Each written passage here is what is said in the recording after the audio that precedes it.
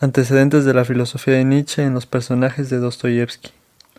La filosofía de Nietzsche es sobre todo conocida por su vehemente ateísmo y el matiz novedoso que ofrece.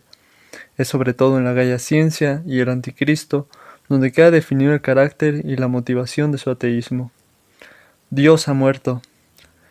Seguramente es esta la frase más emblemática de su pensamiento y la que ha hecho eco en los tiempos postreros a la muerte del pensador alemán y resuena hasta nuestros días en la boca de creyentes desilusionados o de quienes desde el principio tuvieron la convicción de ser los herederos de un mundo sin Dios.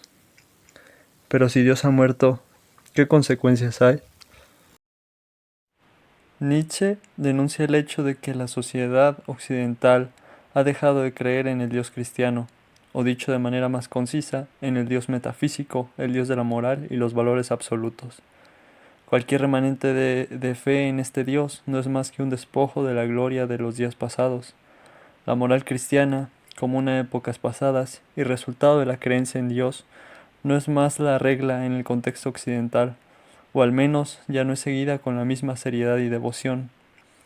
Es por todo lo anterior que Nietzsche nos dice que Dios ha muerto, pero si ha muerto, no lo ha hecho por causas naturales, sino que fue asesinado por un nuevo tipo de hombre rebelde, el superhombre.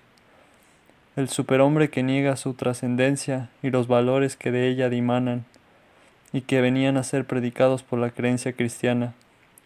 Esta rebeldía contra la trascendencia trae como resultado la afirmación de la inmanencia y todas sus posibilidades. Para Nietzsche, la vida se identifica con la inmanencia y no con la trascendencia, como afirmaba Jesús cuando pedía a sus seguidores perder su vida para ganar la otra vida. La vida trascendente prometida a la humanidad debe ser relegada al olvido, en aras de una vida temporal plena. La moral cristiana es una moral de esclavos, que pone en las promesas de otro mundo la razón de su ser, mientras llena la barriga de aquellos que predican la realidad metafísica y atemporal. Para Nietzsche, tal vez Dios nunca existió, y su asesinato es solamente una licencia poética de sus convicciones filosóficas. Sin embargo, había que matarlo definitivamente, así se trate solamente de una ilusión de la gente que da origen a un orden servil y que a final de cuentas solo sofoca a los hombres verdaderamente excepcionales, los hombres sin moral. Una vez terminada esta opresión, el hombre que resultará de esa transmutación de valores, de los trascendentes por los inmanentes, será un hombre superior, que engendrará la moral de su propia vitalidad, siendo una nueva clase de Dios entre los hombres, un superhombre. Irónicamente, Nietzsche pensó a Jesucristo como un superhombre de su tiempo, a luchar contra la moral judía, y por eso dijo que el último cristiano murió en la cruz. Así se resume muy brevemente el pensamiento de Nietzsche respecto a Dios, la moral, el cristianismo y las consecuencias de su filosofía. A partir de esta exposición, podemos encontrar varias similitudes entre Nietzsche y el pensamiento de ciertos personajes de las novelas de Dostoyevski, que a nuestro juicio anticipan muchos puntos de la filosofía del superhombre nietzscheano. Estos personajes, en particular, son Raskolnikov, Kirillov e Iván Karamazov. El primero de ellos, un joven estudiante caído en la más ignominiosa desgracia, nos decía que había hombres excepcionales a quienes no se les podía limitar a través de las restricciones que imponen las leyes, las cuales, sin embargo, resulta razonable imponer a la mayoría. El hombre excepcional, si es preciso, puede transgredir incluso la antiquísima ley del no matarás, si en esa transgresión logra visualizar un beneficio para la humanidad. Así fue como Napoleón labró su propio éxito. Yo me pregunto, ¿no es este hombre capaz de violar las reglas que se imponen teóricamente a la totalidad de la humanidad, no como un criminal absurdo, sino viendo en ello bondad, una condición necesaria del superhombre nietzscheano? La primera similitud entre ambos pensadores es esta: el nuevo tipo de hombre debe ser capaz de transgredir la ley sin ni siquiera un atisbo de remordimiento, e incluso viendo en ello una virtud, un mejoramiento de la raza humana. Después de todo, se trata solamente de una transgresión de la moral que continuamente debe ser superada.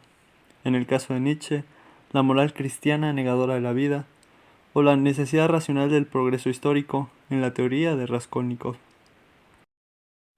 Después, tenemos al enigmático personaje de los demonios, Kirillov. Este personaje vive obsesionado con el advenimiento de un nuevo tipo de hombre, y para demostrar que este hombre es real y su llegada no es solo posible, sino inevitable, es capaz, inclusive, de suicidarse.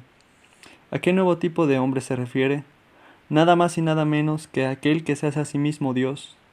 La idea de Kirillov es la siguiente. Si el hombre no tiene miedo de terminar por sí mismo con su vida, es enteramente dueño de su vida, y se vuelve un Dios, pues solamente él puede tomar una decisión tan definitiva sobre su propia vida a pesar del dolor. Y cuando el hombre se libere de este miedo a la muerte, será efectivamente un Dios, que a su vez seguirá siendo un hombre, el hombre Dios, antropoteos, transmutando así el verdadero contacto con la divinidad que predica la ortodoxia, que es el Dios hombre, teántropos. Este intercambio de lo humano y lo divino no es parecido a lo que Nietzsche afirmaba cuando presumía que asesinamos a Dios. A mi juicio lo es, ya que lo que siguió al presunto asesinato de Dios fue la afirmación de que ante tan magno evento habíamos de hacernos a nosotros mismos dioses, tal como Nietzsche exigía. Si el hombre rechaza a Dios, necesariamente se hace un Dios para sí mismo, y esa es una consecuencia común entre el polémico personaje de Dostoyevsky y Nietzsche. Finalmente, hablaremos de la transmutación de los valores y su semejanza con el famoso dicho de Iván Karamazov: si Dios no existe, todo está permitido. Sobre la transmutación de los valores, habrá que decir que ésta no tiene ninguna dirección fija. El superhombre crea, según el arbitrio de su voluntad, los nuevos valores.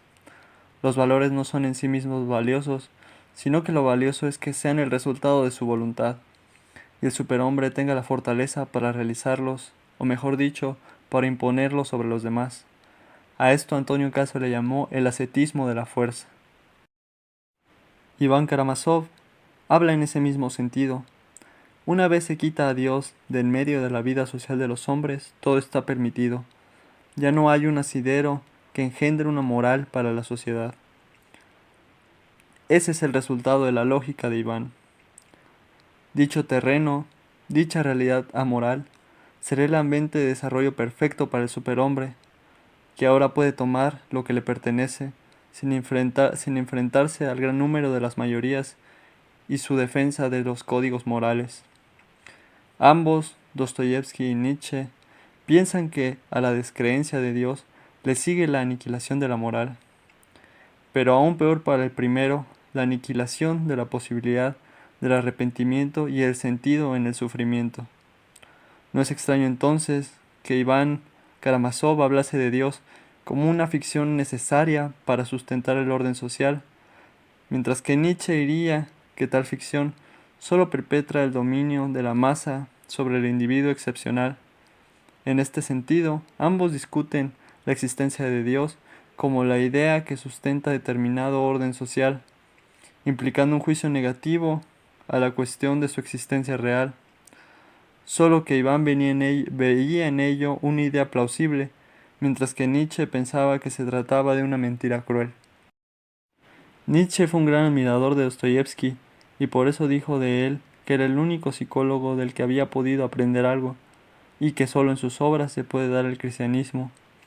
Teniendo en cuenta estas declaraciones respecto a la obra del ruso y las similitudes que señalamos anteriormente, no parece descabellado pensar que la influencia que tuvo sobre él, en lo tocante a la naturaleza del nihilismo ateo, haya sido más grande de lo que el propio alemán pudiese afirmar explícitamente en sus obras, haciendo así de Dostoyevsky un profeta precisamente de aquello que repudió, el ateísmo, sobre todo si tomamos en cuenta la enorme influencia que tuvo la filosofía de Nietzsche sobre la cultura y el pensamiento occidental.